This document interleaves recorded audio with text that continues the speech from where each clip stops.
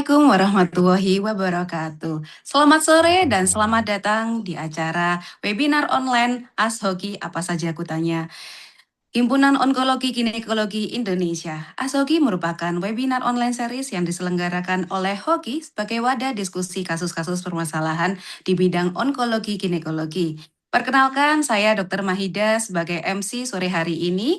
Dalam 1 jam ke depan, kita akan membahas tentang deteksi dini kanker endometrium dengan pendekatan perdarahan uterus abnormal dan perdarahan pasca menopause yang langsung dari ahlinya. Terima kasih juga kami ucapkan kepada guru besar, dokter konsultan dan dokter spesialis OBGYN yang telah meluangkan waktunya setiap hari Rabu sebagai peserta ASHOGI. Baik, izinkan saya untuk menyapa terlebih dahulu yang siap membagikan ilmunya pada sore hari ini. Narasumber yang pertama dengan Dr. Adrian Syah, spesialis obstetrik ginekologi, subspesialis onkologi. Beliau merupakan konsultan onkologi ginekologi RSUD Wahab Syahrin dari Samarinda. Selamat sore, Dr. Adrian Syah. Sore, Dr. Maida, sehat selalu ya, Dok. Sehat, alhamdulillah, dokter.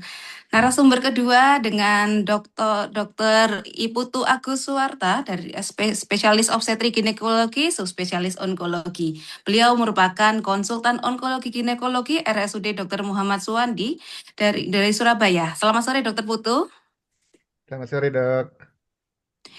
Dan yang mengatur jalannya acara sebagai moderator kita di sore hari ini dengan Profesor Dr. Syahrul Rauh, spesialis obstetrik ginekologi, subspesialis onkologi. Beliau merupakan konsultan onkologi ginekologi FK Universitas Hasanuddin, RSUP Wahidin Sudirohusodo Makassar. Selamat sore, Prof. Selamat sore, Dokter Mahida ya. Ya, Prof. Sore. Terima kasih, Prof. Baik, mari kita dengarkan sambutan sekaligus pembuka acara. Izinkan saya untuk mengundang dari Sekretaris Jenderal HOGI dengan Dr. Tovan Widya Utami, spesialis obstetrik ginekologi, subspesialis onkologi. Kepada Dr. Tovan, waktu dan tempat kami persilakan.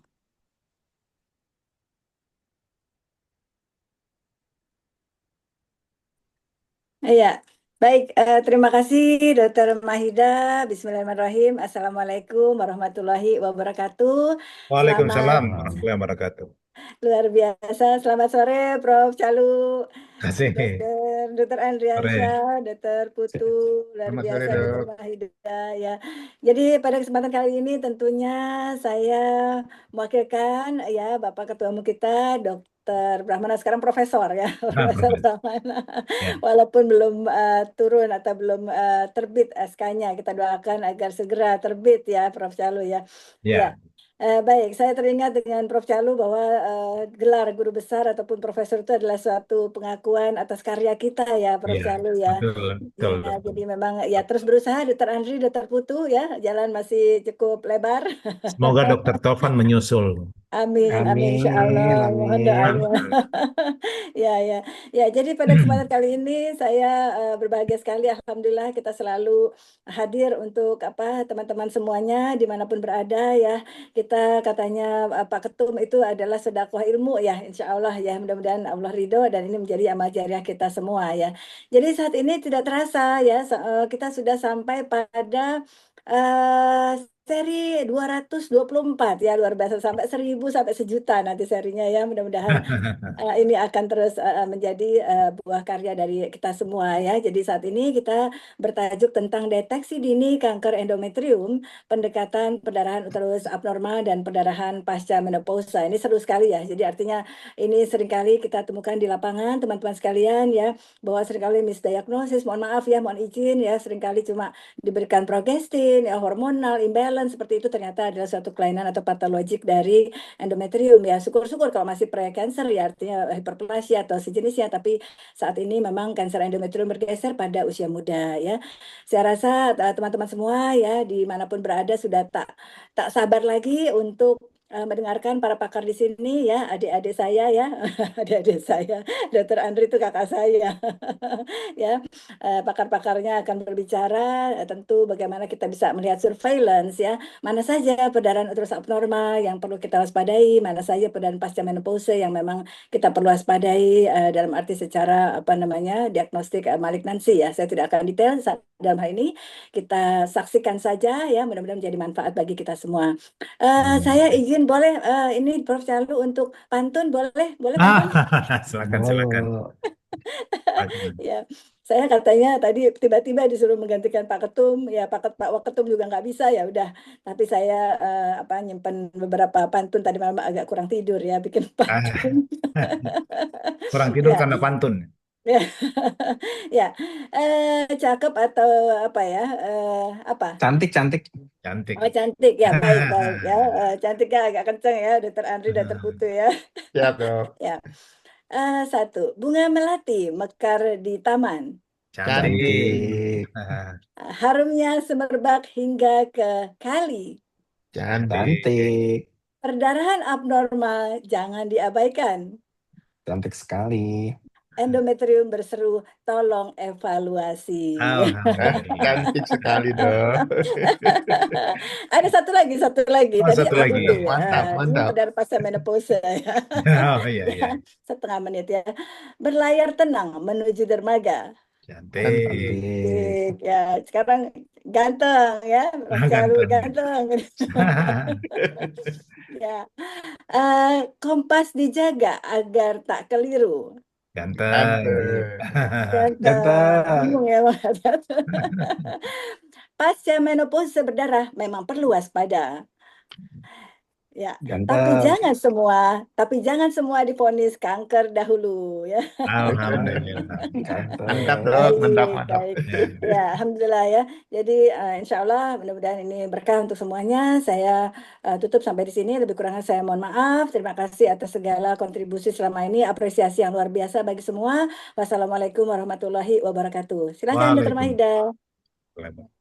Waalaikumsalam warahmatullahi wabarakatuh. Terima kasih atas pembukaannya, Dr. Tovan, sekaligus terima kasih juga atas pantunnya.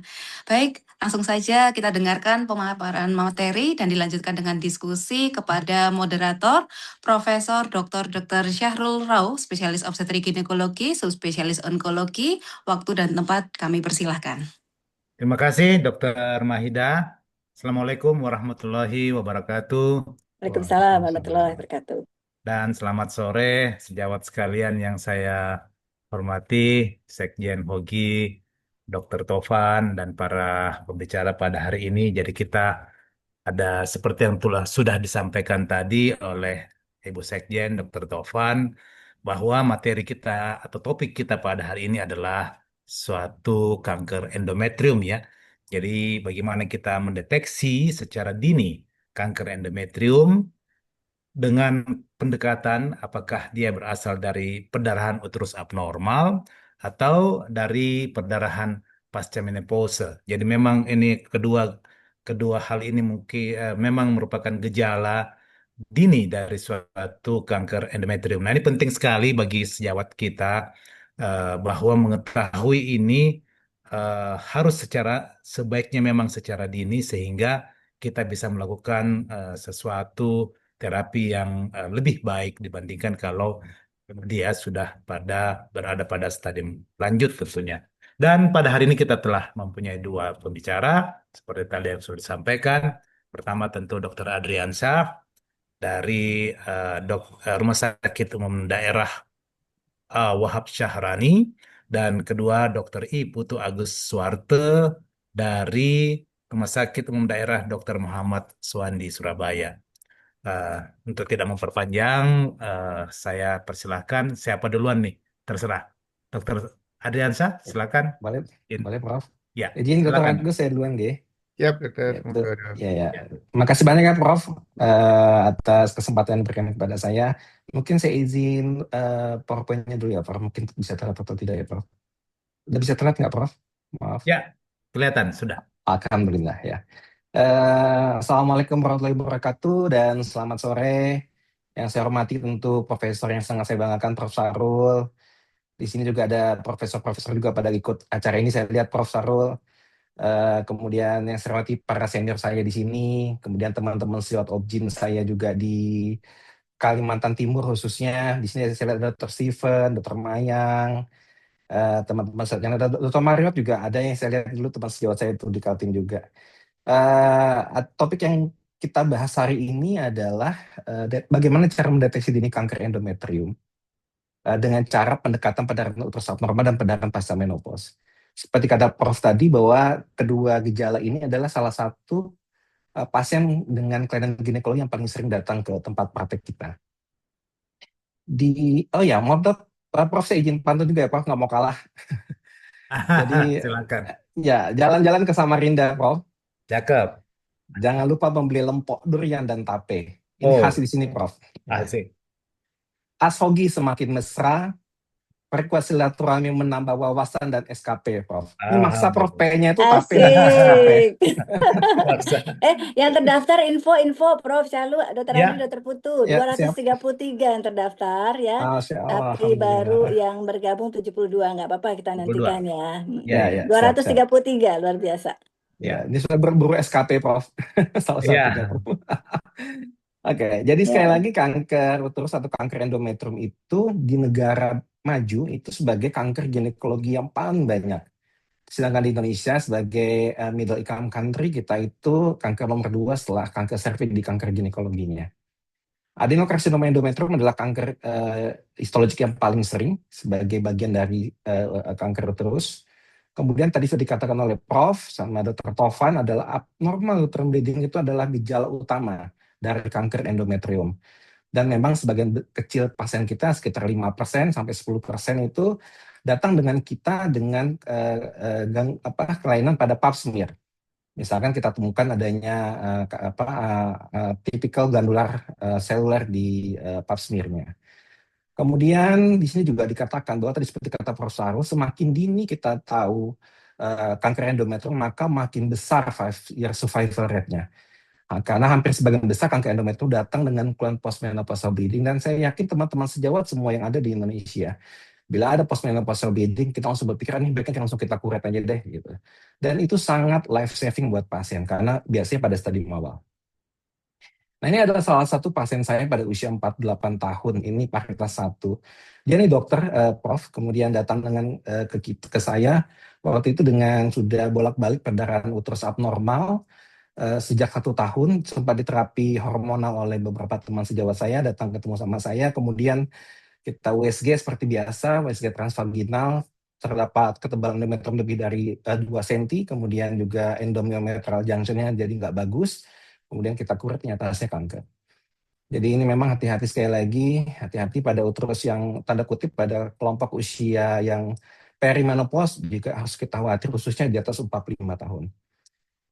Jadi sekali lagi tadi AUB ini atau abnormal uterine bleeding ini biasanya pada 75-90% kasus, kemudian hampir sebagian besar kasus pada usia yang di atas 55 tahun pada menopause itu boleh dikatakan 91% itu datang dengan keluhan postmenopausal bleeding. Nah sekali lagi tadi memang betul pada kelompok premenopause itu jarang terjadi kanker endometrium. Tetapi kalau kita lihat berdasarkan usia, di atas 45 tahun itu kanker endometrium itu 17% dari kanker endometrium itu terjadi pada usia kelompok ini. Jadi sekali lagi cut off yang biasa kita harus khawatir itu bila mana kita menemukan perdarahan uterus abnormal di atas usia 45 tahun. Sekali lagi mungkin hanya sekedar untuk definisi ulang aja, apakah perdarahan uterus abnormal itu adalah perdarahan uterus yang tidak normal, baik dari segi kuantitas, durasi, maupun schedule-nya. Dan ini memang masalah yang paling sering pada usia reproduksi, dapat disebabkan oleh kelainan struktural maupun non-struktural, seperti di sini. Mungkin nanti kita jelaskan tentang etiologinya ya. Nah ini hanya untuk menyegarkan pikiran kita, definisi-definisi perdarahan uterus itu, yang normal seperti apa darah haid. Di sini siklus yang paling pendek itu 24 hari, siklus paling panjang 38 hari. Memang di kepustakaan tertentu ada bilang 21 hari, maksimal 35 hari. Kemudian lama haid itu yang kita katakan tidak normal bila dia lebih atau sama dengan 8 hari. Jadi kalau dia lebih dari 8 hari, itu perdarahan uterus yang sudah kita bilang lebih lama. Kemudian perbedaan siklus antara terpendek dan terpanjang itu lebih dari 10 hari kita tidak anggap tidak normal juga. Kemudian volume ini biasa kita pakai patokan lebih dari 80 cc selama satu periode haid. Atau paling gampang di tempat praktek kita lebih dari 5 pembalut per hari. Pada pembalut yang normal kita juga sudah consider bahwa ini kemungkinan heavy bleeding, jadi volume darah yang banyak. Kemudian intermenstrual bleeding juga di sini kita lihat ya, dia ini ada siklus atau yang random. Hati-hati terhadap yang random. Kemudian unscheduled bleeding ini pada kondisi di mana pasien itu misalkan minum pil KB kombinasi. Harusnya pada pil KB kombinasi ada perdarahan siklik yang memang selesai pada saat dia minum pil yang tanpa obat ya.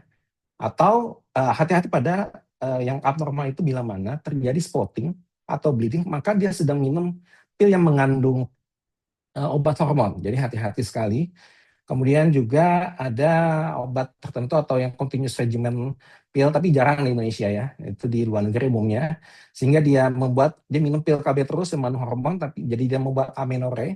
Atau misalkan pada pemakaian IUD yang mengandung levonorgestrel seperti Mirena, itu biasanya amenorrhea. Nah, tapi hati-hati bila dia menggunakan pil kombinasi KB seperti ini atau jenis KB seperti ini, kemudian terdapat spotting kok lebih dari 6 bulan, kita juga harus hati-hati adalah suatu gejala dari kanker endometrium. Jadi sekali lagi pada pasien usia 45 tahun ke atas, biasanya gejala kanker endometrium itu perdarahannya seringkali intramenstrual, sering, jadi sebelum 21 hari sudah berdarah lagi, kemudian jumlah darahnya banyak lebih dari 80 cc maupun lamanya pun lebih lama lebih dari 8 hari. Kemudian pada pasien yang di bawah 45 tahun, AUB ini cenderung persisten dan terjadi bila mana kadang-kadang ada riwayat dari anopause estrogen exposure, jadi seperti obesitas, anovulasi yang siklus yang kronis seperti pada orang PCOS, kemudian kegagalan pengobatan secara medikal, kemudian juga pada kanker-kanker yang dia punya risiko tinggi terjadinya kanker seperti pada Lynch syndrome. Nah, untuk postmenopausal bleeding sendiri, mungkin ini aja mengingatkan teman-teman sekali lagi, yaitu perdarahan uterus yang terjadi pada usia atau kelompok pasien yang menopause. Jadi menopause itu kita tahu bahwa amenorrhea yang sudah berlangsung 12 bulan minimal dari menstruasi terakhirnya. Dan juga ini sering kita alami di tempat praktek kita, sekitar 5%, kemudian 4-11% itu sekali lagi terjadi pada kelompok postmenopausal pasien ya. Jadi perdarahan pasca menopause itu cukup sering kita alami. Terutama kalau kita lihat di sini memang biasanya pada tahun pertama itu bahkan insidennya bisa sampai 400 dari 1000 pasien kita. Tapi setelah tahun ketiga kita harus lebih hati-hati. Jadi orang setelah 3 tahun pasca menopause terjadi perdarahan, kita harus lebih hati-hati, itu menunjukkan suatu kanker endometrium. Kemudian ini berdasarkan hasil PA, dari semua yang pada pasien dengan postmenopausal bleeding, penyebab nomor 1 itu adalah polip. Penyebab nomor 2 adalah atrofi. Penyebab nomor 3 itu adalah kita bilang hiperplasia endometrial atau penebalan dinding rahim. Yang keempat itu kanker. Jadi sekali lagi, justru yang paling sering memang polip ataupun atrofi yang paling sering. Kanker itu termasuk dalam kelompok 5 besar penyebab dari postmenopausal bleeding. Seperti tadi kata Dr. Tovan, belum tentu semua postmenopausal bleeding pasti kanker. Belum tentu ya, Dr. Tovan tadi apa pakai pantunnya. Kemudian, nah ini dia tadi. Ini Pigo ya, sudah sekitar 15 tahun yang lalu sudah mengenalkan ini etiologi supaya kita gampang mengingat, kita ingat aja palm coin ya. Jadi ini adalah etiologinya. Palmnya itu ada polip, adenomiosis, leiomioma, malignant hyperplasia itu palmnya. Kemudian koinnya itu adalah koagulopati, ovulatory dysfunction, endometrial, iatrogenic, and not yet classified. Ini adalah etiologi untuk perdarahan uterus abnormal khususnya pada usia reproduksi yang tidak hamil. Ya. Jadi sekali lagi semua pasien kita dengan perdarahan uterus abnormal pada usia reproduksi jangan lupa kita singkirkan kehamilan terlebih dahulu. Kemudian ini manajemennya, ini yang topik utamanya kita, izinnya Prof mungkin agak lama sedikit di topik-topik yang ini. Manajemennya jadi sekali lagi sebenarnya tergantung dari usia pasien yang mengalami perdarahan uterus abnormal. Jadi sekali lagi yang paling penting di sini faktor utamanya adalah obesitas. Jadi sekali lagi pasien dengan AUB dan mengalami obesitas yang lebih dari 30, maka kita pikirkan untuk melakukan endometrial sampling selain dengan menggunakan transvaginal ultrasound. Ya, mohon maaf di sini yang penting catatannya adalah kenapa kita pakai 45 tahun sebagai cut off untuk kita curiga ini suatu cancer, terutama pada kelompok yang belum menopause. Yaitu di sini kita menemukan data bahwa 19% kanker endometrium itu ketemu pada kelompok usia di atas 45 tahun. Jadi cukup tinggi dibandingkan dengan usia sebelum 45 tahun. Nah, ini faktor-faktor resiko. Jadi sekali lagi, bila mana dalam praktek kita menemukan pasien kita memiliki faktor resiko pada usia yang sebelum menopause, bila mana pasien ini menggunakan tamoxifen, kemudian dia menarche terlalu dini, kemudian dia nuliparitas, ada PCOS, khususnya pasien gemuk, di sini dikatakan untuk tipe 1 itu meningkatkan resiko di atas 30, bila mana BMI-nya maka resiko yang lebih 2 kali lipat lebih tinggi. Kemudian DM, kemudian ada tumor-tumor yang mensekresi estrogen, ada kelainan di genetiknya baik Lynch syndrome maupun Cowden syndrome ya. Jadi sekali lagi tadi pendekatannya tadi sudah saya sampaikan sebelumnya, 45 tahun gejalanya biasanya tadi haidnya seperti lebih banyak, lebih lama, dan biasanya terjadi di antara intermenstrual bleeding ya. Sedangkan sebelum 45 tahun itu sekali lagi sebelum 45 tahun itu biasanya pedaran yang persisten. Jadi sekali lagi bila mana sebelum 45 tahun kita ketemu pasien kita gangguan dengan pedaran usus abnormal yang persisten, baik kita sudah terapi atau belum kita terapi, berlangsung lebih dari 6 bulan, pikirkan sekali lagi apalagi pasiennya gemuk, maka kita harus berpikir salah satu penyebabnya kanker endometrium. Ini mungkin yang paling penting di dalam bagian ini adalah, ini saya ingin tekankan yang di bawah ini, tentang ketemunya sitologi abnormal dari pemeriksaan pap smear kita.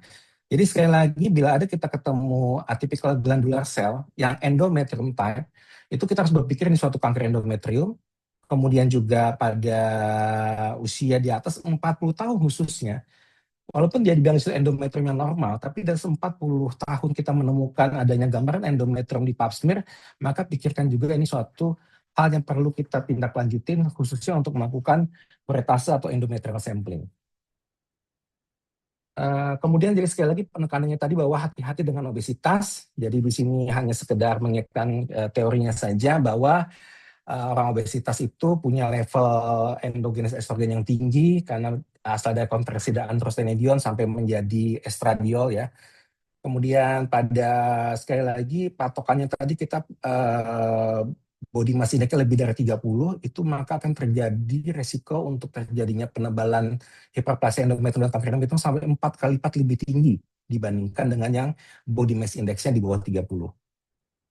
Jadi di sini sempat saya sampaikan bahwa kalau yang terjadi tipe 1 endometrial karsinoma itu untuk di atas 30 maka odds ratio-nya itu 2,5 dan untuk tipe 2 itu sekitar 2,2. Jadi pada prinsipnya kalau dia obesitas maka akan meningkatkan resiko 2 kali lipat untuk terjadinya kanker endometrium.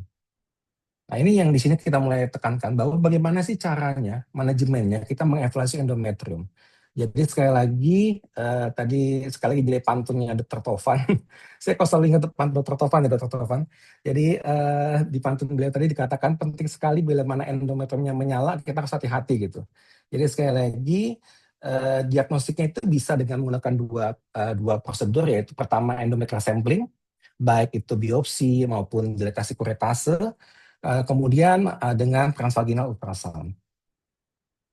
Nah ini untuk premenopausal pasien dengan AUB. Di sini memang kita harus ketahui bahwa memang tidak ada standar patokan khusus berapa sih tebal endometrium pada kelompok premenopausal pasien dengan AUB. Tetapi kita biasanya kita melakukan itu pada saat hari keempat, kelima, keenam pada siklus haid. Jadi hari haid keempat, hari haid kelima atau keenam itu periode yang paling bagus, waktu yang paling bagus untuk melihat tebal endometrium, di mana kita curigai ini suatu kanker endometrium. Khususnya kalau bisa pas saat haid sudah bersih, pertama hari bersih langsung kita USG transvaginal. Di sini patokannya adalah gini, jadi bila mana pada fase proliferatif itu pada hari ke-4, 5, 6, biasanya itu tebal maksimal itu sekitar 8 mili. Jadi kalau kita pada USG paling 4, 5, 6, USG kok tebal lebih dari 8 mili, mungkin kita harus evaluasi diulang lagi di bulan selanjutnya. Bila mana dia bertambah dan ada gejala-gejala di endometrium, nanti mungkin dokter Putu yang akan menjelaskan lebih lanjut ya, bagaimana gambaran endometrium di ultrasound ya, pada khususnya usia yang premenopausal pasien. Jadi sekali lagi ini pada kelompok premenopause transvaginal sagittal lewat transvaginal ultrasound. Jadi sekali lagi kita cara ngukurnya itu pertama kali kita lihat endometriumnya itu dari fundus sampai ke serviks. Yang kita ukur itu daerah yang paling tebal kita ukur dari outer dari yang paling atas sama garis yang paling bawahnya ya. Jadi benar dari outer to outer untuk mengukur tebal endometrium. Untuk postmenopausal bleeding, nah ini baru Prof kemarin Juli 2026 ECOG update itu mengatakan bahwa untuk kondisi postmenopausal bleeding maka kita diwajibkan untuk melakukan dua hal sekaligus. Dulu kita berpikir pakai transvaginal sudah cukup, bila mana dia di bawah 4 mili mungkin kita tenang-tenang saja. Tapi ternyata ada sekitar 4% pada meta-analisis penelitian dan 5-15% itu kanker endometrium bisa bisa kelewatan bila mana kita pakai patokan 4 mili tadi, hanya pakai ultrasound saja. Jadi dia sekali lagi ECOG Juli 2026 bulan lalu itu menganjurkan kedua-duanya harus kita lakukan. Jadi tidak bisa hanya transvaginal ultrasound saja. Boleh digunakan transvaginal pada kondisi yang sangat khusus. Nanti kita jelaskan di berikutnya. Ini sekali lagi ini update yang terbarunya di Juli 2026. ECOG itu ngeluarin seperti ini. Jadi dia dua-duanya harus dilakukan baik transvaginal maupun kuretase endometrium. Jadi sekali lagi patokannya bila mana ada postmenopausal bleeding sebaiknya kita lakukan kuretase selain dengan transvaginal ultrasound. Tetapi sekali lagi transvaginal bisa dipakai bila mana pada kelompok pasien yang seperti ini. Yang paling penting justru malah yang terakhir. Dia itu mau untuk konsul rutin kembali ke kita. Tapi kalau dia kemungkinan sulit untuk datang kembali ke kita, kontrol mungkin alasan demografi jauh, alasan ekonomi atau alasan keluarga, maka sebaiknya kita langsung kita kuretase saja. Jadi sekali lagi kita harus melihat dia homogen endometriumnya dan tebalnya di bawah 4 mili. Dan ini baru satu kali terjadi. Jadi kalau dia sudah berkali-kali terjadi postmenopausal bleeding, sudah kita berpikir ini baiknya kuret aja. Dan dia tidak punya tadi risiko tinggi terjadinya kanker endometrium baik DM, kemudian tadi yang saya sebutkan sebelumnya. Jadi sekali lagi pada postmenopausal bleeding kita bisa lihat bahwa dia sangat tipis, tebal endometrium bisa di bawah 4 mili. Kemudian ini catatan tambahan aja teman-teman, bila mana kita pasien itu tidak sengaja datang ke kita dengan keluhan selain dia tidak ada keluhan perdarahan, itu emang agak lebih sulit untuk menentukan apakah dia ada kanker endometrium. Kenapa? Karena memang ada 15% kanker endometrium itu tanpa keluhan postmenopausal bleeding. Jadi ada 15% kelompok yang tidak ada keluhan postmenopausal bleeding, 5-15%. Jadi bagaimana patokan kita? Biasanya tetap kita harus melihat endometriumnya secara lebih hati-hati. Kemudian sekali lagi cut off-nya berapa? Ini penelitian mengatakan biasanya kita pakai cut off yang lebih tinggi. Di sini bilang 5,9 mili untuk sensitivitas yang paling tinggi dan spesifitas yang paling tinggi patokannya 14 mili. Jadi sekali lagi kalau sudah sampai ketemu di atas 6 mili khususnya pada postmenopausal, walaupun dia tanpa postmenopausal bleeding, maka sebaiknya kita mulai berpikir ini suatu kanker juga. Jadi ini nanti mungkin teman saya, Prof, kayaknya beliau sudah nyinggung nih soal pretest, kayaknya ada IETA Group ini, Prof. Jadi mungkin nanti dibahas lebih lanjut oleh teman sejawat kita, Dr. Putu. Ini hanya gambar sedikit saja. Jadi sekali lagi untuk Westia transvaginal itu menempatkan propnya itu kalau bisa di dalam posisi di seperti ini, Prof. Jadi jangan di serviknya, kalau bisa kita taruh prop transvaginal kita. Kemudian yang kita lihat ini untuk melihat ketebalan endometrium. Kalau dia ada cairan di dalamnya, maka kita ukur tebal yang di atas, kemudian kita ukur tebal cairannya juga, kita ukur lagi yang di bagian posteriornya.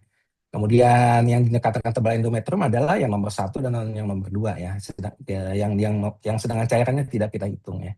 Kemudian ini yang anjuran yang diukur seperti ini. Kemudian mungkin tentang ini ekogenisitas ya, jadi ada endometrium seperti ini. Tapi pada kanker endometrium kita harus hati-hati bila mana terjadi yang tidak ekogen. Jadi dia ada contoh gini, ada suatu item di daerah yang di daerah endometriumnya atau ada hiper ekogenitas di dalam endometriumnya. Lalu jangan lupa lihat yang di midline-nya. Jadi midline kita harus lihat bila mana midline-nya sudah tidak terbentuk garis seperti ini lagi, seperti gambar yang di sebelah kanan atau gambar yang di sebelah bawah, endomyometrialnya sudah nggak terlalu terlihat. Hati-hati, bayangkan ini adalah suatu kanker endometrium. Dan apalagi kita bisa lihat ada massa tertentu di endometrium, ini di posterior, ini daerah di midline-nya, maka kita berpikir suatu ini kanker endometrium. Kemudian ini gambaran-gambaran tentang endomyometrial junction, di mana ada gambaran tidak normal lagi. Mungkin itu aja kali Prof. Nanti teman selanjutnya ini ada tentang vaskularisasi, mungkin disampaikan oleh teman Siosa yang lain. Makasih banyak Prof. Mungkin itu aja yang ingin saya sampaikan. Makasih banyak Ya, sekali lagi. terima kasih Dr. Andrian Ya. Syah. Jadi tadi kita sudah mendengar bersama paparan dari Dr. Andrian Syah mengenai pentingnya kita mendiagnosis ya. Jadi dengan gejala yang ada, tentu kita menggunakan alat pemeriksaan yang tepat sehingga kita bisa mendiagnosis secara dini dari kanker endometrium ini. Selanjutnya tentu masih ada informasi yang perlu disampaikan mengenai kanker endometrium ini. Saya persilakan pada Dr. Putu Agus Suwarto. Silakan, Dok. Oke, selamat sore, Prof. Selamat sore, Dr. Sore. Andri, Dr. Topan, Sekjen Hogi, dan izin semua profesor, dokter, senior semua. Saya menambahkan yang sudah sangat lengkap disampaikan oleh Dr. Andri. Mohon nanti Prof bimbingannya.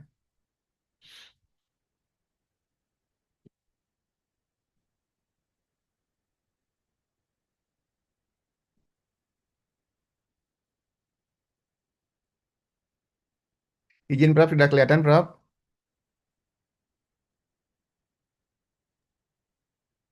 Sudah kelihatan, Dokter Putu ya. Silakan, Dok. Oke, Prof izin, selamat sore senior sejawat semua. Hari ini kita membahas tentang deteksi dini kanker endometrium, pendekatan dari uterus abnormal dan perdarahan pasca menopause. Ini adalah eh, kasus di mana hari-hari yang akan kita temukan adalah seperti ini ya. Ya, hampir di seluruh praktek kita hari-hari adalah case-nya dengan kasus perdarahan ya. Entah itu perdarahan haid, perdarahan perimenopause, perdarahan pasca menopause. Ya, nah, di praktek onkologi dan ginekologi itu hari-hari kita akan ketemu banyak case seperti ini.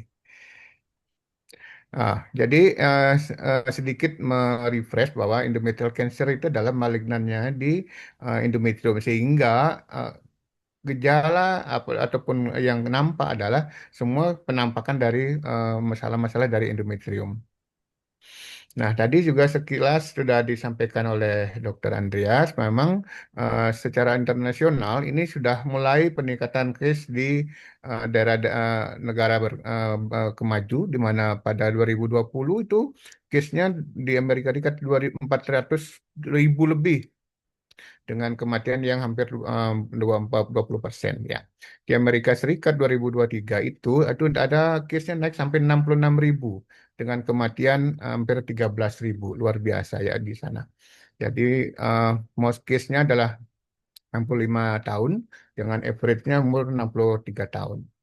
Nah, ini yang survival-nya, jadi memang sangat penting kita mendiagnosis pada yearly state itu dengan survival 81%, tapi pada end state itu jauh turun sampai 17%. Ini kalau dilihat apa namanya insiden dan mortality rate, kelihatan bahwa yang di negara maju itu sudah masih sangat tinggi, dan juga mortality-nya juga masih sangat tinggi ya.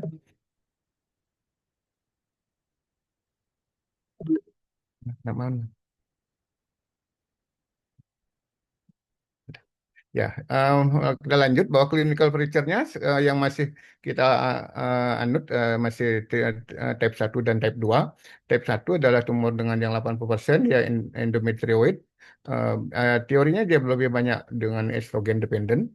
Dia banyak berasal dari endometrial hyperplasia, berhubungan dengan stimulasi estrogen, yang faktornya adalah obesitas, hiperlipidemia, aneuploidy, dan infertilitas.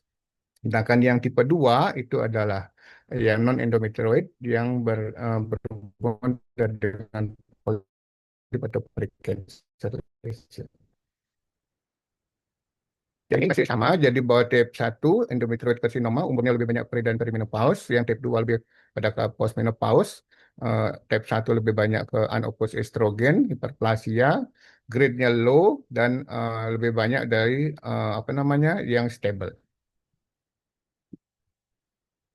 Sedikit mengulang dari yang disampaikan oleh Dr. Andri, risk factor pada endometrial cancer itu adalah eh, peningkatan obesitas, higher BMI tadi disampaikan sampai di atas 30,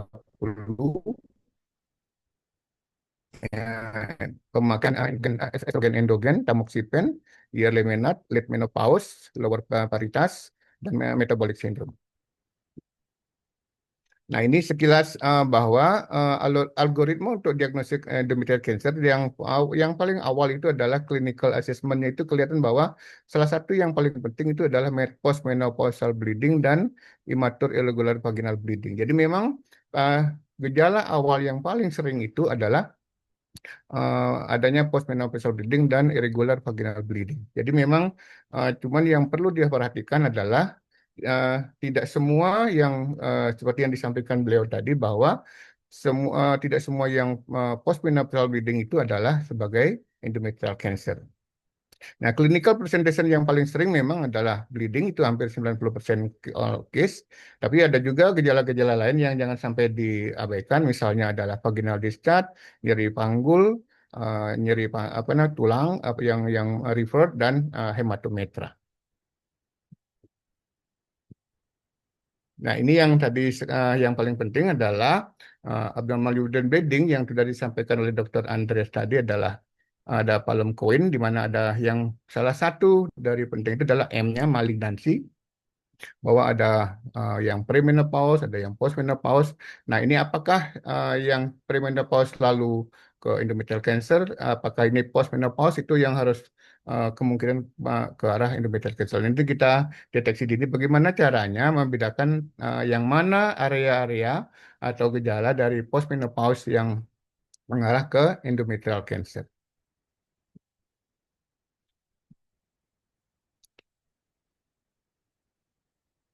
Nah, jadi yang untuk yang postmenopausal cancer itu adalah 90% postmenopausal cancer gitu adalah sebagai gejala di endometrial cancer yang menampakkan gejala postmenopause. Tapi diingatkan bahwa hanya 9% yang postmenopausal itu sebagai endometrial cancer. Jadi agak tricky memang bahwa kalau ada postmenopausal bleeding itu 90% itu menampakkan gejala seperti endometrial cancer, tapi ternyata hanya 9% yang terbukti sebagai endometrial cancer. Itu yang tricky yang harus diingat. Kenapa seperti itu? Disampaikan oleh Dr. Andri tadi bahwa postmenopausal bleeding itu penyebabnya banyak. Ya, ada yang malignan, ada yang premalignan, ada yang benign. Yang malignan salah satunya adalah endometrial cancer, cervical cancer, vulva, vaginal. Jadi memang ada bagian-bagian yang disebabkan oleh salah satu tadi disampaikan ada 6%. Nah, untuk deteksi dininya apa yang biasa dipakai adalah salah satu yang hari-hari teman-teman semua profesor, dokter sudah melakukan dengan imaging. Jadi saya lebih banyak akan membahas tentang imagingnya. Oke, jadi imaging yang disarankan adalah memakai transvaginal. Dilakukan secara sistematis dari serviks, seluruh bodinya, jadi dari uterus, dan kalau ada tumor kita ukur tumornya. Jadi kita lebih banyak memakai alat yang mungkin di semua tempat praktek ada tersedia, yaitu dengan ultrasonografi. Yang kita lakukan adalah dengan TVS. Yang cut off yang dipakai dijelaskan oleh Dr. Andri tadi juga sama, jadi 4-5 mm, 96% sensitivitasnya, 61% akurasinya. Jadi kita akan melihat area di mana endometrial lain diukur. Nanti pengukurannya kita jelaskan dengan IETA konsensus. Nah, sekilas saya akan lebih detail menjelaskan tentang IETA konsensus. Menurut saya ini sangat penting karena kenapa penting? Karena alat USG-nya itu tersedia, sehingga deteksi dininya kalau dilakukan dengan baik akan mendapatkan deteksi dini lebih baik pada kanker endometrium. Yang pertama, di scan-nya adalah dengan transvaginal, habis itu dilakukan tegak lurus seperti yang disampaikan oleh Dr. 90 derajat, dilakukan dari kornu ke kornu. Dan yang habis itu dari serviks ke fundus. Habis itu yang berikutnya adalah dilakukan visualize endometrium. Nah, kapan sebaiknya dilakukan itu pada premenopause itu dilakukan sikl hari ke-4 sampai ke-6, tapi kalau pada postmenopause yang memakai hormonal treatment itu setelah 5 sampai 10 hari setelah tablet terakhir. Apa yang diukur? Yang pertama adalah ketebalan dari endometrium, adanya lesi di dalam intrauterin dan adanya cairan di intrauterin. Nah, ini proses pengukurannya adalah double layer. Jadi kalau misalnya ukur kalau ada cairan di kavitas itu jangan diukur. Jadi yang diukur adalah yang anterior dan posterior, baru di zoom atau dijumlahkan tebalnya.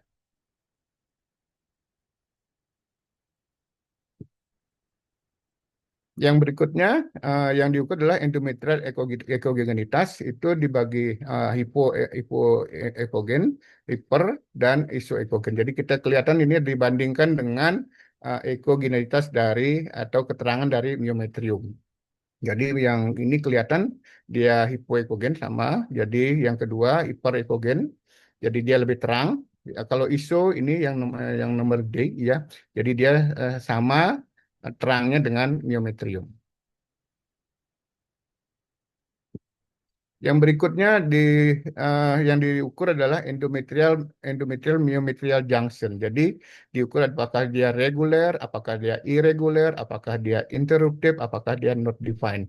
Seperti yang nampak di sini kita melihat apakah batas antara endometrium dan myometrium itu apakah teratur, apakah tidak teratur, apakah dia seperti ini dia terputus atau yang tidak terdefined. Yang ini nih yang tidak not defined, artinya tidak jelas.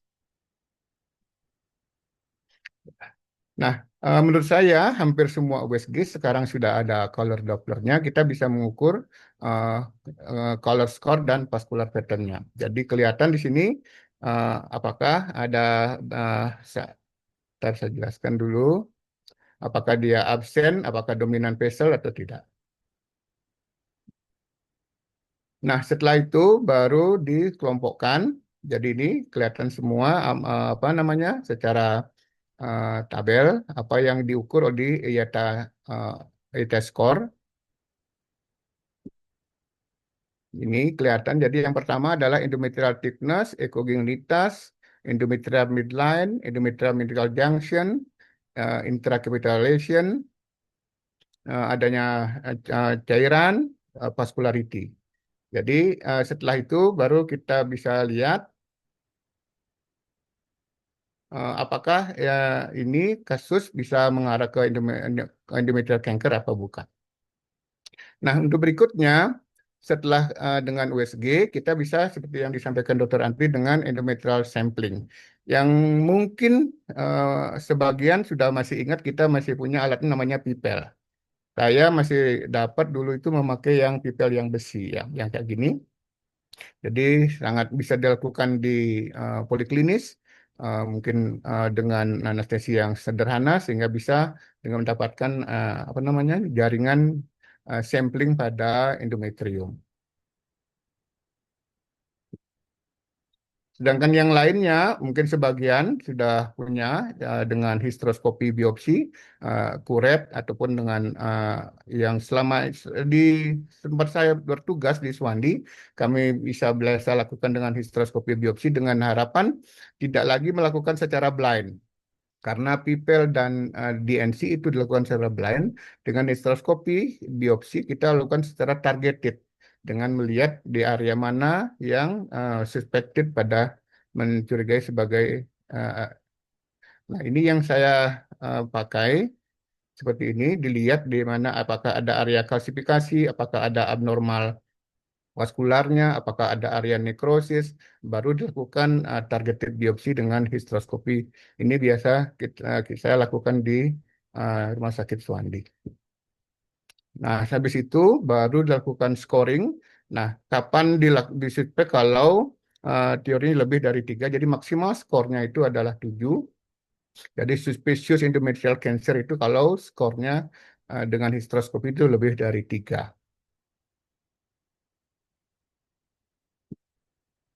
Nah, eh, semua yang kita sampaikan tadi itu adalah semua yang sudah ada perdarahan. Jadi misalnya abnormal uterine bleeding dan perdarahan postmenopause. Nah, ada pemikiran bagaimana dengan yang kira-kira dengan yang masih asimptomatik, belum ada simptomnya. Ada beberapa ya, jadi dalam masif daripada ini masih dikembangkan. Satu adalah dengan peripheral blood, jadi mengukur uh, plasma cell free. Nanti kita ini masih ada yang kedua adalah uterine Lavash fluid, jadi hanya mencari cairan di intrauterine. Yang ketiga adalah cervicovaginal fluid. Ini belum 3 novel ini yang non invasif belum pernah saya kerjakan, tapi moga-moga ini harapannya adalah selain pasien-pasien yang dengan mungkin bisa dipertimbangkan untuk mendeteksi dini kemungkinan ke arah prakanker endometrium. Ini ada 3, jadi peripheral bleed, uterine Lavash cairan, dan cervicovaginal fluid. Mungkin dari Prof. Sarul nanti bisa ada pengalaman. Saya belum ada pengalaman Prof yang memakai yang non-invasif seperti ini. Dari saya demikian Prof untuk deteksi dininya. Terima kasih banyak Prof.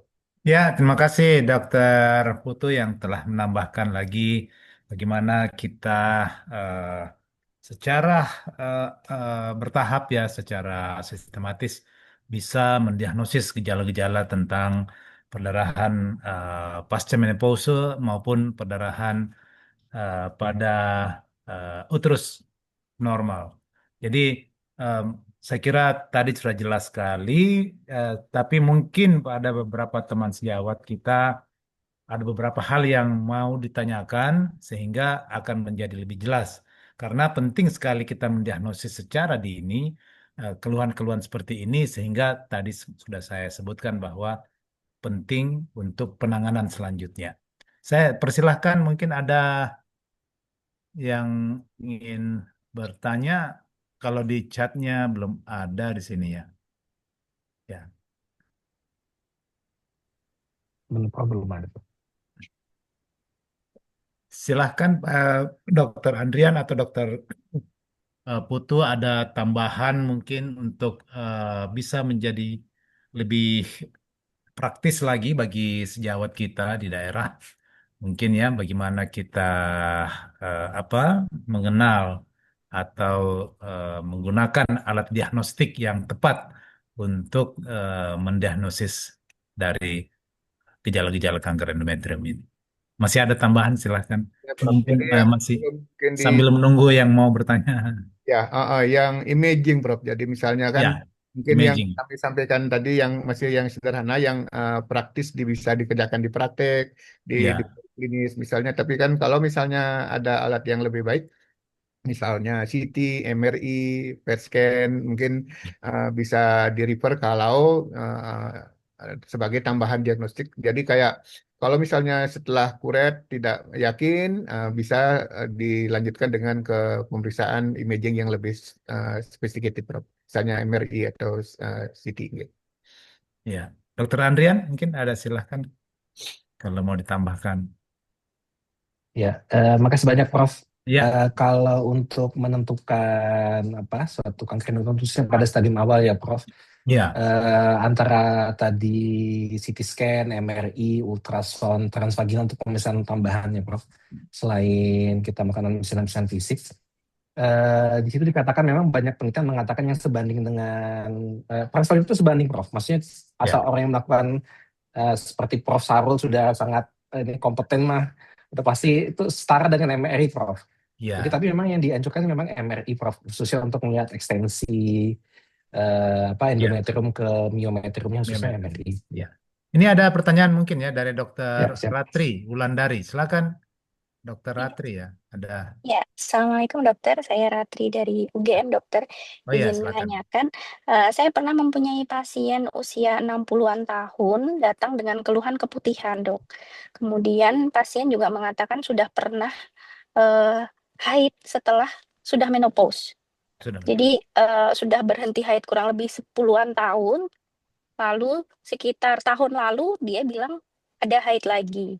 Tapi waktu saya periksa USG transvaginal dan sampai pap smear juga itu USG transvaginal itu PL-nya 3 milimeter, Dok.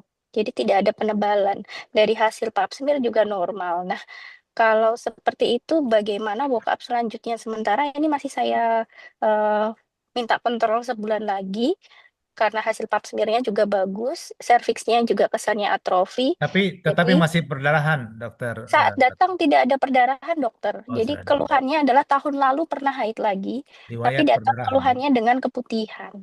Oke. Demikian Ya. dokter, mohon arahan. Turnuwun. Silakan dokter Andriansyah, mungkin ada informasi yang bisa disampaikan. Ya. Jadi sekali lagi makasih banyak. Dr. Ratri, apa kabar Dr. Ratri? Kayaknya saya sering ketemu dengan beliau ini. Pernah Iya, ketemu baik ya Dr. dokter. Ratri? Ya. Iya.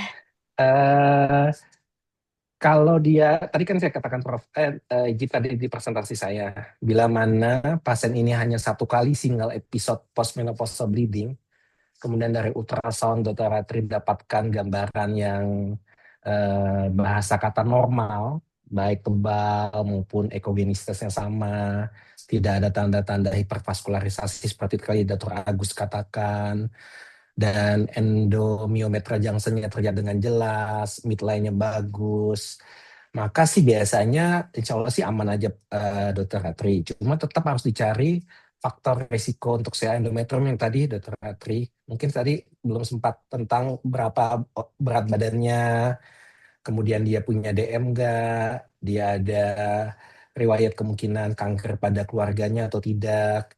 Kemudian faktor-faktor risiko tinggi yang lainnya, pernah riwayatan opos estrogen nggak sebelumnya, misalkan dia PCOS sebelumnya, anaknya berapa, itu yang harus kita gali Dokter Ratri. Kalau ada salah satu faktor risiko terjadi kanker endometrium yang ada pada kasus Anda, maka sekali lagi sebenarnya dari tadi ECOG yang terbaru Juli bulan lalu tadi, sebenarnya satu kali pun sebenarnya sudah menjadi indikasi buat kita untuk melakukan kuretase ataupun endometrial sampling dengan endometriumnya. Jadi saran saya sih close follow up aja dulu, tapi kalau bila nanti dia datang lagi, tidak ada salahnya dok kita kita anjurkan untuk kuretase atau biopsi sampling. Mungkin itu Prof. Ya, makasih. Dokter Putu, ada tambahan? Iya. Prof. Ya. Ya. Jadi kalau yang pertama setuju anamnesis ulang lagi lebih detail tentang faktor-faktor risiko, apakah ada pemakaian obat, habis itu obesitas, apakah yang lain-lainnya tadi. Yang kedua, kalau dari look seperti IATA tadi ada satu ekogenositas, habis itu tebal endometrium, terus endometrial junctionnya normal, tapi menurut saya eh, sebaiknya di-exclude ya, Prof. Jadi kalau misalnya seperti itu, kita melakukan endometrial sampling. Jadi pilihannya bisa dengan sederhana. Kalau misalnya kalau masih punya pipel, langsung dipakai pipel untuk endometrial sampling. Menurut saya untuk lebih cepat mengeksklut kemungkinan endometrial cancer. Kalau Ya. Ya. bisa hysteroscopy lebih baik hysteroscopy. Ya, artinya kita tidak boleh hanya tergantung pada satu pemeriksaan begitu kira-kira ya. Betul, Prof. Ya, Betul. harus kita gabung-gabung semua mulai dari anamnesis yang tadi sudah disampaikan, mulai dari riwayat keluarga dan sebagainya. Tentu itu semua merupakan suatu panel pemeriksaan sehingga kita benar-benar bisa sampai pada suatu diagnosis. Karena memang kalau terbukti memang ternyata si endometrium ya kita harus cepat menanganinya, gitu ya. Jadi Dokter Ya. Ratri mudah-mudahan ini bisa memberikan informasi ya. Tadi sudah dikatakan bahwa kalau memang masih berdarah, close follow up gitu ya, sehingga eh, bisa terpantau terus ya. Ya, Itu Prof. ya. eh, ini ada satu ya. Oh, Iya Prof. ya, ada satu Ada. dari Prilly, Dokter Prilly. Selamat sore, Prof dan Dokter. Terima kasih. Izin bertanya, saat ini klasifikasi molekuler. Ini. Pol mutated, MMR deficient, P53 abnormal, NS MP semakin berperan pada kanker endometrium. Pada pasien dengan AUB yang baru dilakukan biopsi endometrium, apakah pemeriksaan molekuler sudah perlu dipikirkan sejak awal atau nanti setelah diagnosis kanker ditegakkan? Silakan, bagaimana eh, hal ini bisa dijelaskan? Jadi, Ya, ya, jadi baru ini ya Prof. dilakukan biopsi Oh ya, dan langsung mau periksa molekulernya. Ya, ya, silakan dok. Dokter Andrian ya, ada informasi. ya. Makasih banyak Prof. Rauf. Ya, Di S2 Stroke Cancer terbaru tuh Prof yang 2025 Prof. ya, Memang ada mendiskusikan tentang topik ini Prof sedikit. Memang sekitar satu paragraf kalimatnya. Jadi pada prinsipnya kalau kita ini adalah praktek sehari-hari ya Prof. Kita ya, ada ya. pasien postmenopausal bleeding, kita USG transvaginal, endometriumnya normal, kesannya normal gitu ya. Tapi dia sudah lebih dari 1 kali, maka kita tercuriga kanker endometrium. Lalu apakah kita cukup dengan kuretase biasa saja atau kita langsung pemeriksaan tambahan molekuler?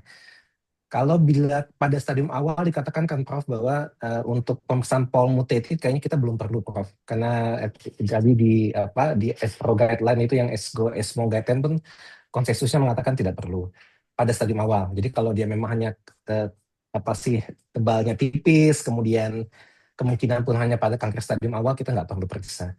Tapi yang bisa kita periksa dalam kondisi BPJS, maksudnya Prof ini maksudnya ngomong BPJS ya Prof. Ya, Jadi ya, kan ya, tadi dikatakan bagaimana prakteknya di Indonesia nih gitu ya. ya, ya, ya. Yang kita lakukan mungkin pakai P53 masih bisa Prof. Jadi sebenarnya ini juga ya P53 itu alhamdulillah sih di tempat saya itu ditanggung kelihatannya Prof. Jadi Oh P53 ya, itu kita bisa minta oke. kuretase endometrium kita kuret, kemudian kita minta tolong kalau memang CA tolong lanjutkan dengan pemeriksaan molekuler untuk P53. Itu bisa Prof. Ya. Ya, jadi kalau dia positif kan Prof, mutated, kemudian kita bisa masukinnya dalam kelompok high risk langsung Prof, baik 1C maupun 2C gitu Prof. Baik Prof, makasih Prof. Ya, silakan. Dokter Put, ada tambahan, dok? Oke, setuju beberapa. Cuman untuk yang real praktek sama di Surabaya juga kalau P53 masih bisa. Tapi satu pasien saya kemarin bisa, tapi memang private begitu, bisa periksa tiga-tiganya dok. Bisa full. Oh ya, tentu Ya, kalau private tentu bisa ya. ya. Nah, Tergantung kemampuan hasilnya. pasiennya. Nah, Jadi kalau artinya harus terdiagnosis dulu ya. Harus ya, Ya, harus dulu diagnosis dulu kanker betul Prof. endometrium. Karena Ya, ini untuk kepentingan klasifikasinya, apakah dia masuk ke high risk atau ya, low risk. Karena kadang-kadang kalau kita berhenti saja pada diagnosis kanker ovarium, langsung melakukan tindakan, ya tentu ternyata ya, bahwa oh ini high risk, sehingga mungkin operasi kita tidak maksimal gitu. Ya, ya. ya. Tentu kalau high risk kita harus konsul ke onkolog ya. Silakan, masih ada mungkin atau masih ada waktu ini? Eh, Tidak ada lagi pertanyaan. Masih ada waktu, Dokter Mahida? Hmm. Jadi memang yang pertanyaan nomor Ya, 1 itu penting ya Prof, sekali lagi ya ya, Prof.